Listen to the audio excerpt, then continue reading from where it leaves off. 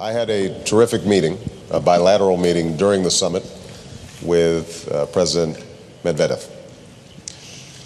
I think there is a great potential to improve U.S.-Russian relations. I think that it is important for NATO allies to engage Russia and to recognize that they have legitimate interests. In some cases, we've got common interests, but we also have some core disagreements. I think that we should be in a dialogue with them about how we can maintain stability while respecting the autonomy and independence of all countries in Europe, West, East, Central, wherever they are. I was a critic of the Russian invasion of Georgia. I continue to believe that despite the extraordinary efforts of President Sarkozy to broker a ceasefire, that we have not seen a stabilization of that situation.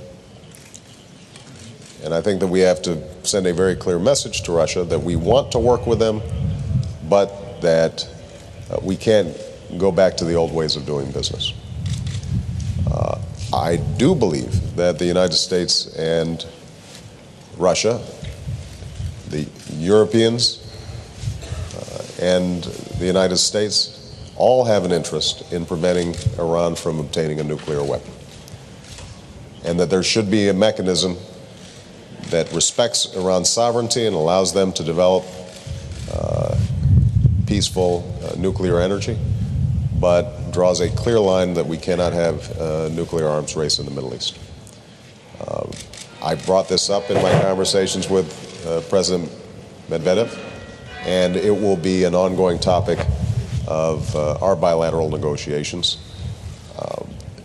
We're very excited about working with France and other countries to arrive at a position with respect to Iran that invites them into responsible membership in the international community, but also makes clear that they've got to act in ways that responsible members,